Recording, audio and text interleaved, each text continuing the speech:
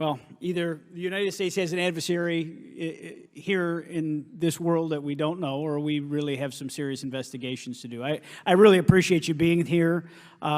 Is there anything else about the November 14th, 2004 incident that you think is important for this committee to know that you haven't been asked here today? No, it's been said it's probably the most credible UFO sighting in history based on all the sensors that were tracking it, and then for us to get visual and to go against the naysayers that it's something on the screen or whatever. I mean, there's 4 sets of human eyeballs. We're all very credible. Of the 6 of us that were involved in the thing, including the video, every one of us is going to do 20 plus years in the military in very responsible positions. So I'd say the world needs to know that. It's not a joke. Well, thank you very much for your testimony here today for all of you, and I yield back, Mr. Chairman. Mr. Ogles. Thank you, Mr. Chairman, and thank you all for being here and the courage it took to come forward and again, the sacrifice that each of you have made. I serve on the National Security Subcommittee for the Financial Services Committee, so I really want to stay in the national security lane, if I may. So when we think about traditional adversaries and both us towards them and them towards us, we probe their capabilities. We look for weaknesses, and we collect that data, that reconnaissance for in the event we need it in the future. For each of you, yes or no question, based off of your own experience or the data that you've been privy to, is there any indication that these UAPs could be essentially collecting reconnaissance information? Mr. Graves? Yes. Mr. Grush? Fair assessment, yeah. Mr. Fravor? Very possible. Again, in the national security vein, is it possible that these UAPs would be probing our capabilities? Yes or no, Mr. Graves? Yes. Grush? Yes. Fravor? Definitely. Is it possible that these UAPs are testing for vulnerabilities in our current systems? Yes. Yes. Possible. Do you feel, based off of your experience and the information that you've been privy to, that these UAPs provide an existential threat to the national security of the United States? Mr. Graves? Potentially. Yes, sir, potentially. Same answer, potentially. Yeah, I'd say definitely, potentially. Mr. Graves and Fravor, in the event that your encounters had become hostile, would you have had the capability to defend yourself, your crew, your aircraft? Absolutely not. Sir? No. Is based off of the information that you've been privy to, is there any indication that these UAPs are interested in our nuclear technology and capabilities? Yes. By external observation, sure, that could be a fair assessment, yeah. Yes. Is there any indication that the Department of Energy is involved in UAP data collection and housing? I don't have an answer. I can't confirm or deny that in a public setting. And could you do it in a secure setting? Yes. Mr. Fravor? No, I don't know. Mr. Chairman, I think I'm the last member to go, but there clearly is a threat to the national security of the United States of America. As members of Congress, we have a responsibility to maintain oversight and be aware of these activities so that, if appropriate, we take action. I would encourage the chairman to demand that we have any and all, but in particular Mr. Grush, talk to us in a skiff. And if that access is denied, I will personally volunteer to initiate the Holman Rule against any personnel or any program or any agency that denies access to Congress. Mr. Chairman, with that, I will yield the remainder of my time to my fellow colleague from Tennessee, Mr. Burchett. Thank you, Mr. Chairman. Thank you, Mr. Ogles, for the great questions, brother. Mr. Grush, I might have asked this before, but I want to make sure. Do you have any personal knowledge of someone who's possibly been injured working on legacy UAP reverse engineering? Yes. Okay. How were they injured? Is it something like a radioactive type situation or something we didn't understand? I've heard people talk about Havana syndrome type incidences. What was your recollection of that? I can't get into specifics, but you could imagine assessing an unknown unknown. There's a lot of potentialities you can't fully prepare for. How do you think we ought to handle UAP whistleblower complaints like yours in the future? Yeah, there was some issue with mine. So, PPD 19 process, it goes to the Intel committees, either through PPD 19 or ICD 120. There's not a good way for the Intelligence Community Inspector General to provide that to other committees. And I asked my information to be sent to the House and Senate Armed Services Committee because there are Title X equities at play, but there was no smooth process to do so. Yeah. It's a trash can. Are you aware of any individuals that are participating in reverse engineering programs for non-terrestrial craft? Personally, yes. Do you know any that would be willing to testify if there were protections for them? Certainly closed door and assurances that breaking their NDA, they're not going to get administratively punished for so. Yeah. I yield, Mr. Chairman. Thank you. I'm going to do something a little bit out of the ordinary here. We're going to give 3 people a chance at an additional 3 minutes. So Mr. Burchett, do you want to keep going? Why don't you come back to me, Mr. Chairman? Ms. Luna, if is she on that list? Sure. Chairman, I'd like to submit for the record an article by News Nation, and it follows Mr. Grush's full interview for the record. Without objection. Thank you. Mr. Grush, why is it that you referred to the phenomenon as non-human intelligence? Why deviate from the basis of extraterrestrial life? I think the phenomenon is very complex, and I like to leave an open mind analytically to specific origin. When you say specific origin, are you referring, can you elaborate on that for those that might not? If it's a traditional extraterrestrial origin or something else that we don't quite understand from either a biological or astrophysics perspective, I just like to keep an open mind on what it could be, Okay, and referring to your News Nation interview, you had referenced specific treaties between governments. Article 3 of the Nuclear Arms Treaty with Russia identifies UAPs. It specifically mentions them. To your knowledge, are there safety measures in place with foreign governments or other superpowers to avoid an escalatory situation in the event that a UAP malevolent event occurs? Yeah, you're referring to actual a public treaty in the UN Register. It's funny you mentioned that. Yeah, the Agreement on Measures to Reduce the Risk of Outbreak of Nuclear War signed in 1971. Unclassified treaty, publicly available. And if you cite the George Washington University National Security Archives, you will find the declassified in 2013 specific provisions in the specific red line flash message traffic with the specific codes pursuant to Article 3 and Article, also Situation 2, which is in the previously classified NSA archive.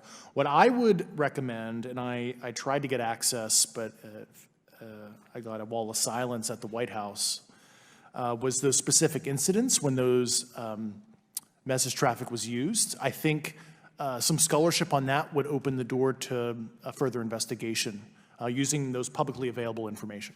Thank you. And then my last question with 51 seconds remaining. You mentioned white-collar crimes potentially being taking place in regards to a cover-up. Can you please elaborate? I have concerns based on the interviews I conducted under my official duties of potential violations of the Federal Acquisition Regulations, the FAR. Thank you very much, Chairman. I yield the remainder of my time. Okay, we'll go to Mr. Raskin for 3 minutes. Thanks, Mr. Chair, and I thank the witnesses for their endurance and service today. Mr. Fravor, you've described your episode in detail now, and you call it the most credible UFO sighting in history. But I wonder, was this the first time that you encountered a UFO or a UAP in 2004? Yes. And what was your general attitude or perspective on the UFO discussion before that happened? I never felt that we were alone with all the planets out there, but I wasn't a UFO person. I wasn't watching History Channel and MUFON and all that. And have you had experiences or encounters since that happened? No, And so have you formed any general conclusions about what you think you experienced then? Yes, I think what we experienced was, like I said, well beyond the material science and the capabilities that we had at the time, that we have currently, or that we're going to have in the next 10 to 20 years. Very good. Mr. Grush, you've been able to answer in great detail on certain questions, and then other things you say you're not able to respond to. Can you just explain where you're drawing the line, and what's the basis for that? Yeah, based on my DOPSR security review and what they've determined that is unclassified. I see. So you're answering any questions that just call upon your knowledge of unclassified questions, but anything that relates to classified matters you're not commenting on in this context. In an open session, but happy to participate in a closed session at the right level, yeah. Okay. And Mr. Graves, you've said that there are dozens of fellow pilots, military pilots. Are there also commercial pilots who've encountered the same kind of sightings that you described before? They are similar. Commercial pilots have less range and less sensors to be able to reach out and look for objects over wide swaths of airspace. And so pilots are seeing them, commercial pilots are seeing them, and they're typically closer, and the range of what they're seeing is pretty large. What is the most vivid, concrete sighting with the naked eye of the objects that you described before, the cube-like objects? Certainly. I think the most vivid sighting of that would have been near midair that we had at the entrance to our working area. One of these objects was completely stationary at the exact entrance to our working areas, not only geographically, but also at altitude. So it was right where all the jets are going, essentially, on the eastern seaboard. The two aircraft flew within about 50 feet of the object, and that was a very close visual sighting. And you were in one of the aircraft? I was not. I was there when the pilot landed. He canceled the mission after, and I was there. He was in the ready room with all his gear on, with his mouth open, and I asked him what the problem was, and he said he almost hit one of those darn things. He said he was 50 feet away from it? Yes, sir. And his description of the object was consistent with the description you gave us before? A dark gray or a black cube inside of a clear sphere. Inside of a clear sphere? Yes. And with no self-evident propulsion system? No wings, no IR energy coming off of the vehicle, nothing tethering it to the ground, and that was primarily what we were experiencing out there. I'm over time. Thank you very much for your service, and I yield back to you, Mr. Chairman. Very good. Mr. Burchett? Thank you, Mr. Chairman. This is for all three of y'all, starting with Mr. Graves. Why did you come forward on this issue? I came forward because I felt that my colleagues did not have a way to mitigate this safety threat, and I wanted to help them. I was trained as an aviation safety officer by the Navy, and this it just felt right. I felt like I had to help the folks that were still flying and dealing with this. Mr. Grush? Purely a sense of duty. My first sworn oath when I was a cadet 18 years ago, and I still uphold that even out of the uniform. Commander? I was pestered by a friend, and I asked why, and he said, "You're the one person that they can't discredit, and you'll add credibility to the New York Times article." And so after about 6 times, I said, "Okay." Honest. Yeah. This town isn't made, unfortunately, by people like y'all. We thank y'all. And I do want to also thank the people in the audience and the people that are watching this that can't be, people all over the world that have kept this issue alive. You've endured criticism and derogatory remarks, and we're trying to get to the bottom of it. And so God bless y'all. Thank y'all so much. We really appreciate you guys and gals.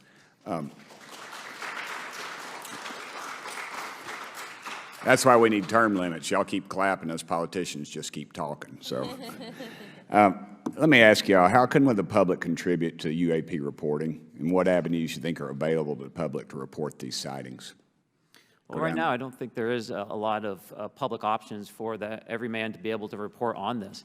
I think even for professionals that have sensor data that are seeing these on a regular basis, they're still hesitant to come forward. And so for the general public, I think encouraging the conversations that we're having today, looking for technology solutions that can be distributed so that objective data can be gathered is the first place to go. Mr. Grush?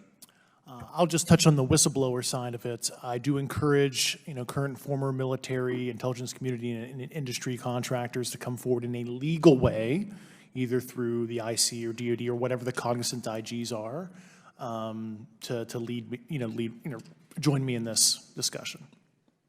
Commander, and I guess I should say this for the record, my daddy was United States Marine Corps, 1st Marine Division, so. Hoorah. Yes, sir, he was old school, him and Testy puller on Pellaloo, so thank you, wow. brother. Wow. Yes, sir. I'm not anything like my daddy, he was incredible. I'm very mediocre, to say the least, but go You ahead. seem to be doing fine. Yeah. For me, I was an accident investigator, so the biggest thing that you learn, and I think that witnesses need to do is, one, don't try and make the fish bigger than it was. Stick to the facts, write it down, and don't speculate what you think it is because it will sway your decision. Just write the facts down. We can get all the facts together and we can start to investigate and get a real honest story instead of it was this big. Thank you all, and I want to thank everybody. We made history today. Mr. Chairman, I yield. Thank you much, Mr. Garcia. Thank you. I'd like to one more time thank Mr. Burchett and Ms. Luna for bringing this to our attention. It's a topic that has interested me since I was in school. It was a very illuminating hearing. Obviously, I think several of us are going to look forward to getting some answers in a more confidential setting. I assume some legislation will come out of this. Sure. I apologize, Mr. Chairman. I need to compliment the folks in my office that did a lot of the work on this. Rachel and Noah sitting behind me here. They're very quiet and humble, but if without them, this thing would not have come off like it did, so I apologize. Thank you. I think we're going to want to look into what we can do to make more of this information public. I think there's certainly a time period after which it should always be made public, and people have been concerned about these issues, like I said, since I was in high school. But in any event, I'd like to thank everybody who was here, sticking through the entire hearing. Without objection, the members will have 5 legislative days to submit materials and to submit additional written questions for the witnesses, which will be forwarded to the witnesses for their response. If there's no further business, without objection, the subcommittee stands adjourned.